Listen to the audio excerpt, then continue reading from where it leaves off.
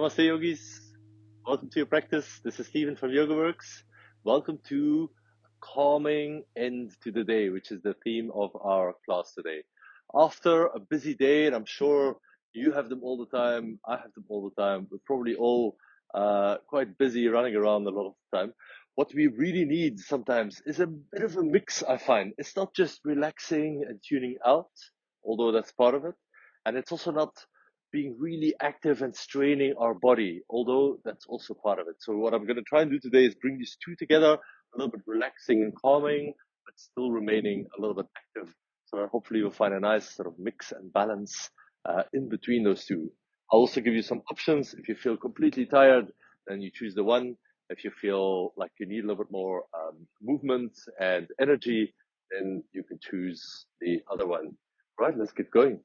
The first pose, you get a choice right away. You can go child's pose, or you can go dolphin pose. We're not going to hold this for terribly long, but a little bit, maybe like a minute or so. I'm going to choose dolphin, and you pick your choice. You feel a little bit lethargic, and you need to spice things up, then do dolphin pose. If you feel really overwhelmed and you need a moment to arrive onto your mat, then you choose child's pose. Whichever pose you've chosen, bring your mind into the pose and into your body. They're both excellent poses to just arrive in the moment. One, of course, a bit more demanding on the muscles. And one might actually be more demanding to stay present. If you're in child's pose, it's quite easy to drift off and start daydreaming. We don't want either of those to happen.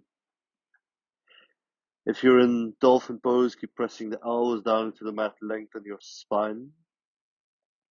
If you're child's pose, feel the breath, feel the grounding elements of the pose. Let's take one more breath here. And then dolphin people, lower the knees. At child's pose people, you don't have to go to dolphin, you can just stay where you are. And then let's all rest in child's pose for another couple of breaths. Such a nice pose to arrive. Feel the breath in the belly, in the chest, in the rib cage, even in the back around your spine. Feel the shoulders soften, the forehead rest down. And then probably it's always possible to relax a little bit more. So see if you can find one little pocket of resistance and soften it a bit. Good, then slowly start to roll up to sitting and just slide through to lie on your belly. We'll just do a couple of easy back bends to start with. And our first one is a low cobra. So the hands slide them a little bit further back than your shoulders. And then glue the front of the legs and the feet down. And just lift a little bit. Just go really easy on this first one.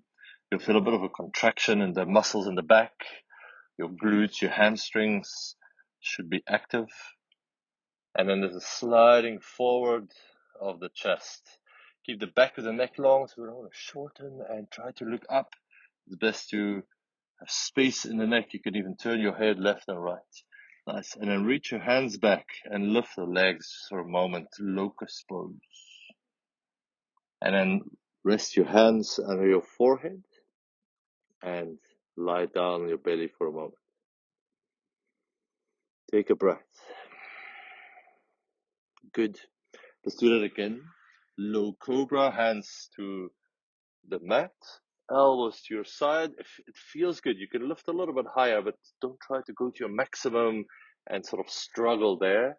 Keep it well within your range. We're not going to our maximum capacity at all.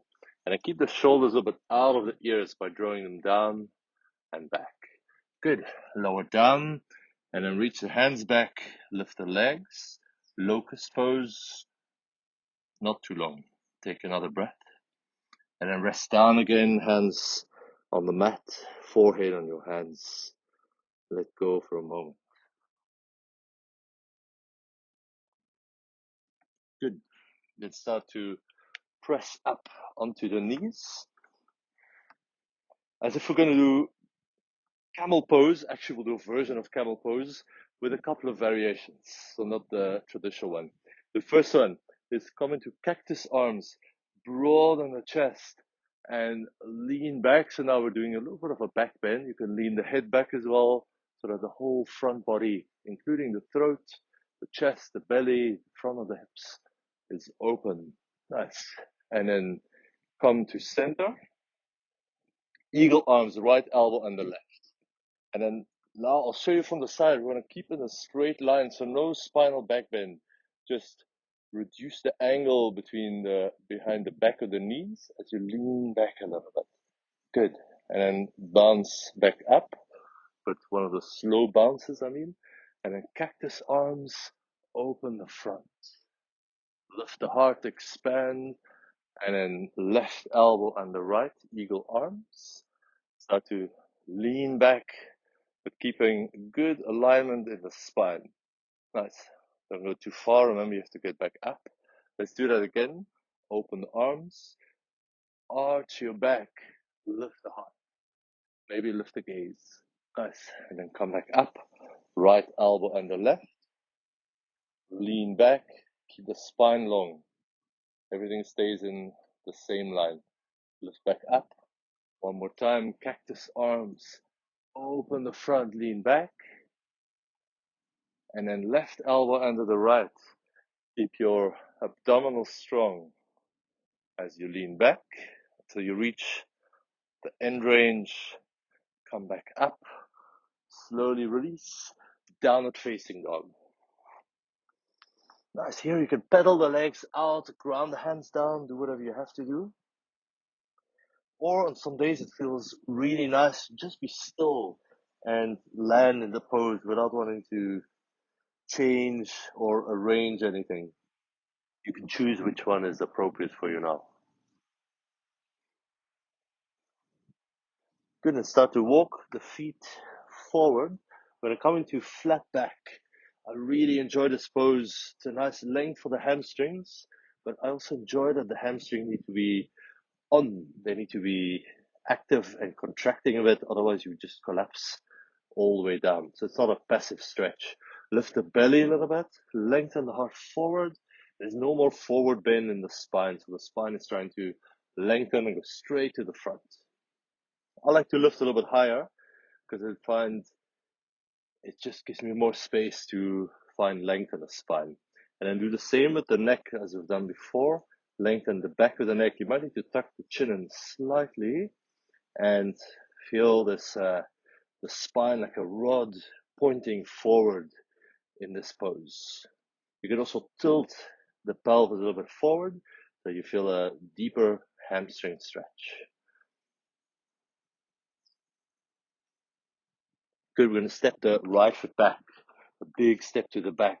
Keep the back knee up and then reach your hands back next to the hips. Lengthen your spine forward, engage the abdominals. Yeah, so you're not leaning on that front thigh. Let's keep kicking the right heel back. Just stay here for a moment. And then let's turn the back heel down. Warrior one. Lift the arms and bend the front knee. Good. Coming to cactus arms. Open the chest just like we've done in the cactus pose. But now the leg position is different. And then bring left elbow under the right for eagle arms. Just for a moment, lift the elbows, arch back a little bit, and then start to fold towards your left knee, or if there's more space, go a little bit inside the left leg. Let the head just hang. Keep the legs strong.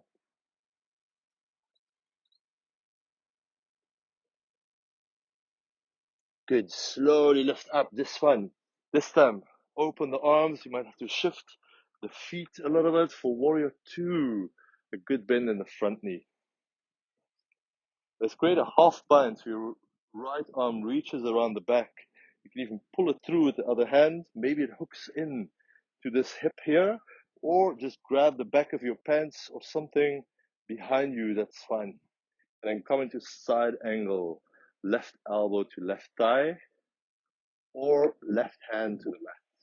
And then use the half bind to roll the top shoulder back.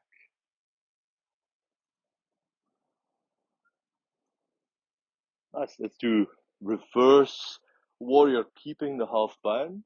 Lean back with the left arm and lower the right shoulder behind you.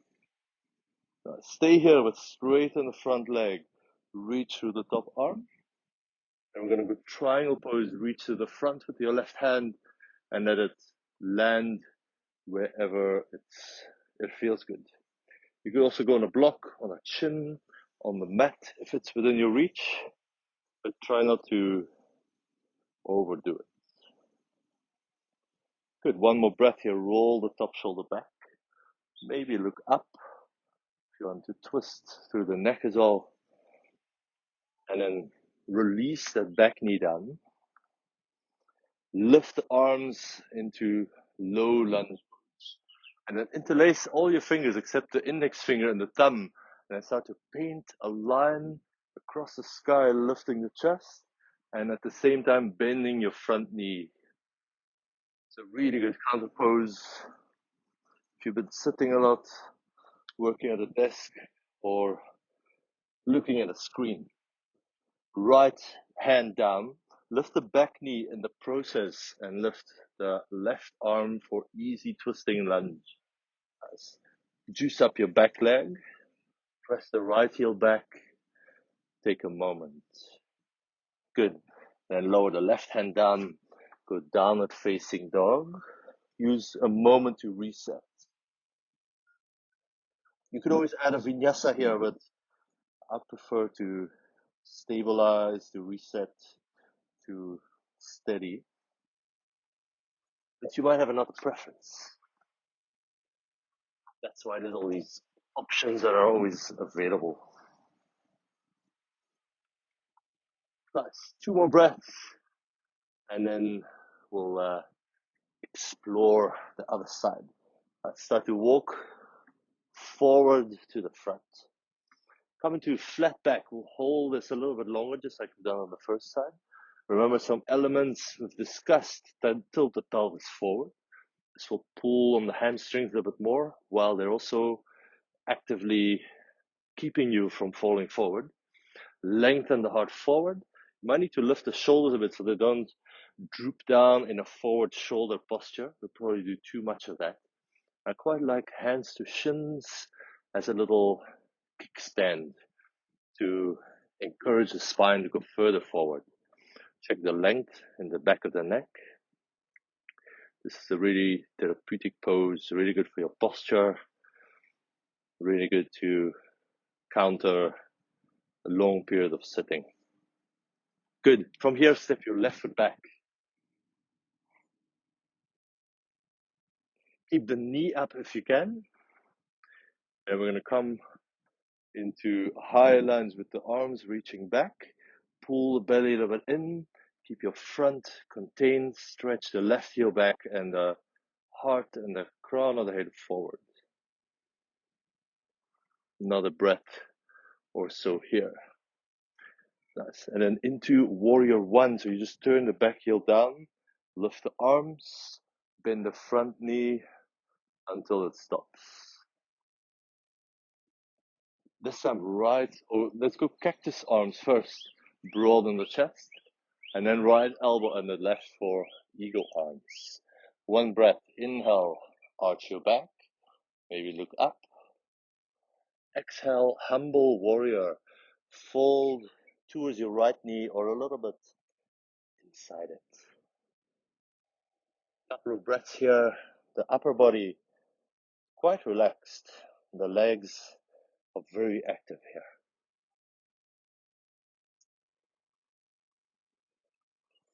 Good. And then release. Circle the arms open. I always find I have to move the legs a little bit differently or adjust the feet at least for warrior two. So do that until it feels right. Then coming to the half bind, take your back arm into right hip crease or somewhere at the lower back. Right elbow to right thigh. Roll the left shoulder back. Might lean the head a little bit back as well. So it's not forward, not closing the throat, keeping everything nice and open, even if you're doing a bind or some different variations. And then reverse your warrior, keeping the half bind. Keep bending that front knee and lean back with the right arm. Nice. From here, straighten the front leg and lean back a little bit more. So both legs are now straight. And then reach right arm forward. Still with the half bind, lower the right hand to something. The shin, a block, the mat. It's all good. Roll the top shoulder back. And maybe lift the gaze. You don't need to twist the neck as well. Sometimes it doesn't feel so great. So you can always leave that out. And then slowly release your hands down. Release the back knee to the mat for low lunge. Keep it simple, lift the arms. Then we'll add the Kali Mudra. Interlace the fingers, except index and thumb. Lift up, lift the chest. At the same time, bend your front knee and soften the hips down. Nice, keep the breath steady. And then your mind will hopefully follow, will also steady a little bit.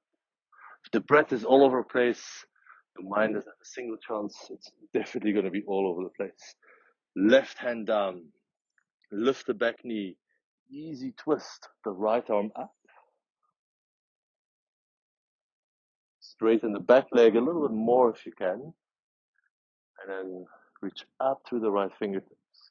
You can look up or keep the gaze more neutral to the side or even down. And then release your right hand down. Let's go down at facing dog. Lengthen the spine. If you need to bend the knees a bit to do that, that's great.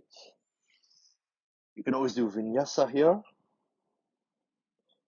You can be still, or you can lower the knees for a moment in child's pose. Pick your choice. And just feel how nice it is to be super calm. But super calm doesn't mean you have to be passive. You can be quite active and still very, very calm. That's what we're exploring in this class together today. Slow the breath down, let your heart rate relax down a bit.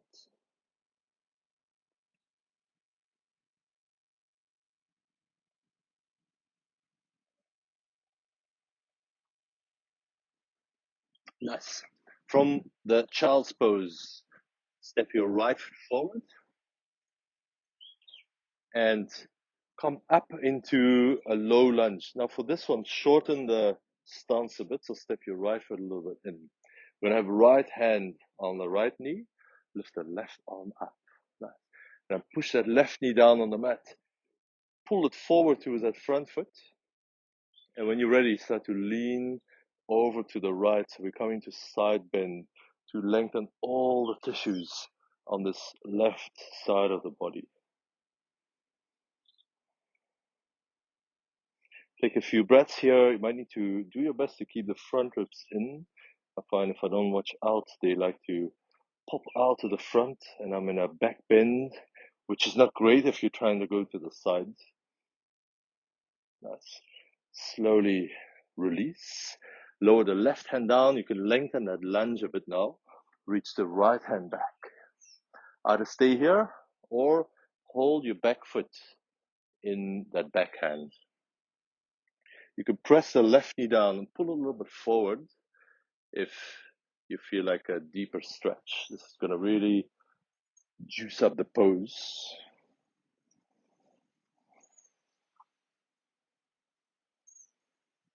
Nice.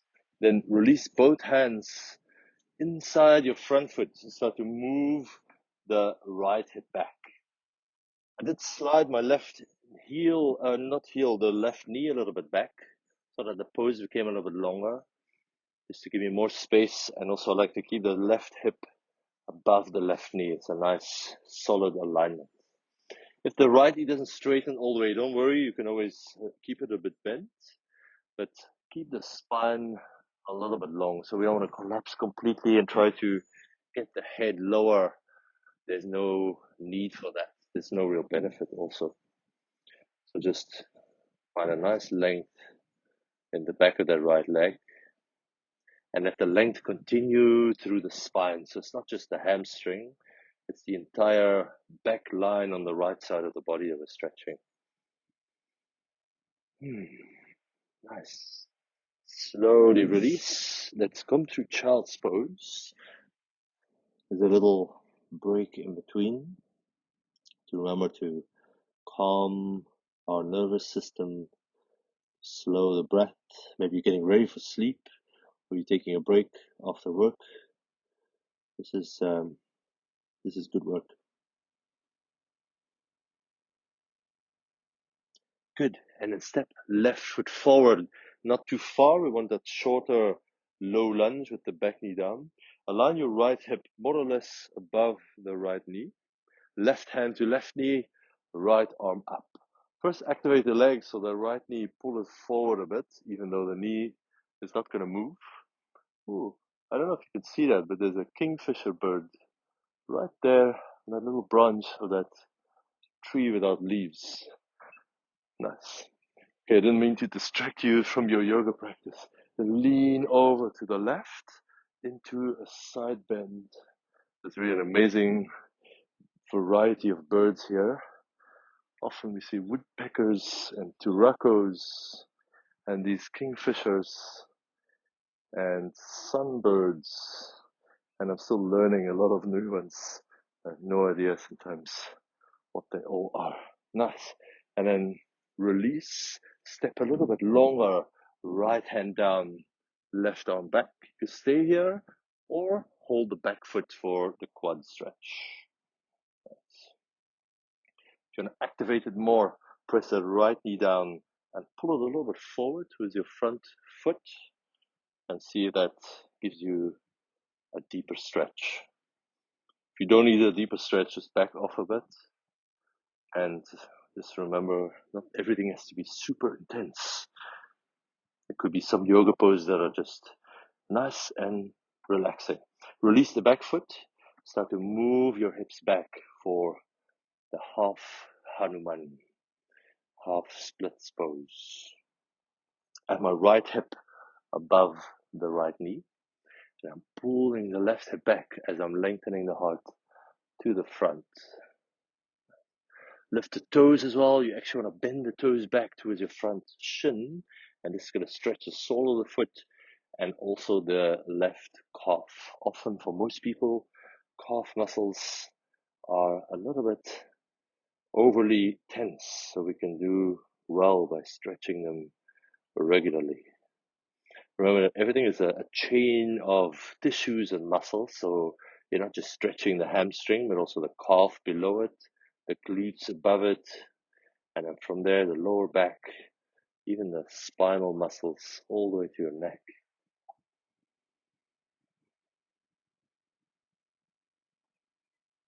Good. Slowly release. Just swing the right leg forward to lie on your back. As with 2 rounds of bridge pose. So place your feet. You can always place the feet a tiny bit wider so you can even see them outside your hips. I find that's quite a nice little bit of extra space. And then lift the hips up by pressing the feet down. You can always interlace your fingers behind the back and arch your back, lift the chest up towards the chin and come onto the outer upper arms as best as you can. A couple of breaths here, fill up the front and the back with your breath. One more inhale and then slowly release. Take a moment in this resting pose. You can always slide the feet a bit wider and let the knees drop into the middle. That's nice. Constructive rest pose.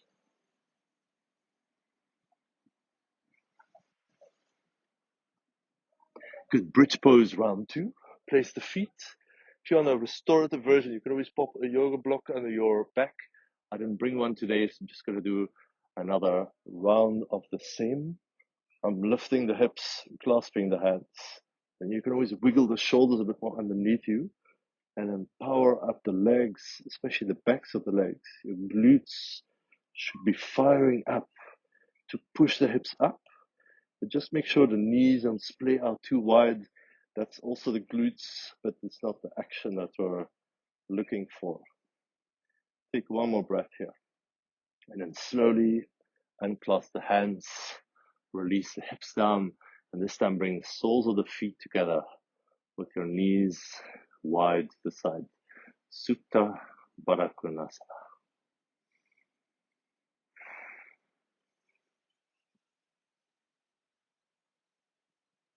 Good.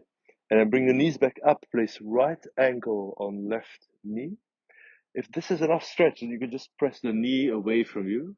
Or if you need a little bit more, then lift the left foot with your right hand, go through the gap in the legs, and then hold the left thigh or the left shin somewhere. And then gently pull in so that left knee goes through your left shoulder. And with the right knee do the opposite, you're pressing away from the right shoulder. I was looking for a good stretch in the outer right hip, in the external rotator muscles of the hip, like the glute medius and a whole bunch of other ones. And this is sometimes called a supine pigeon. Sometimes pigeon doesn't feel so good on your knees, or there's all this weight lying down on that leg. So this is a good alternative.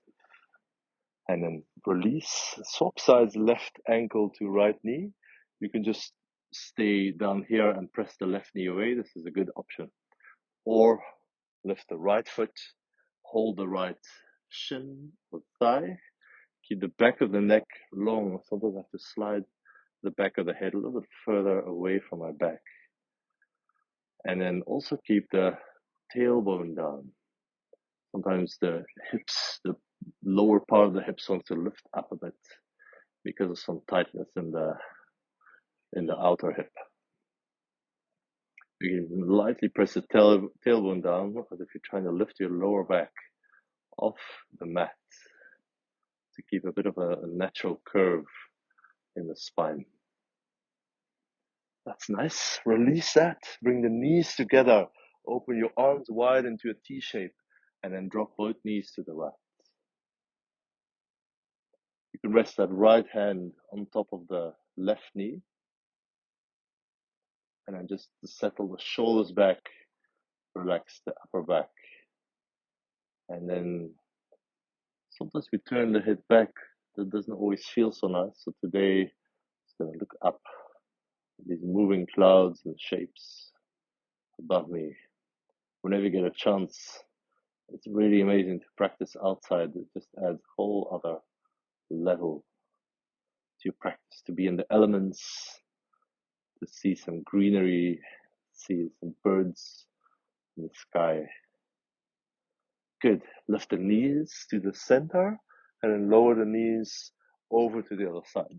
Sometimes it's good to scoot the hips a bit to the right first so that your spine is in a bit of a straighter line.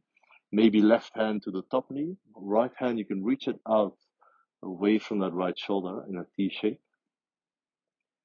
And then take a few breaths to rest down. Relax the upper back. Let the breath move with ease inside you.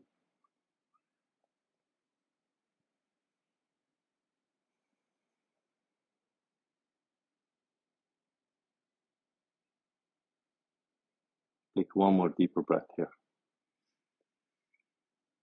Exhale, sigh the breath out. Good. Slowly come back to center. If you want to, just straighten out your arms and legs. Go straight into Shavasana. I'm going to sit up because I find if I do Shavasana in an online class, it's always a bit of a dead space.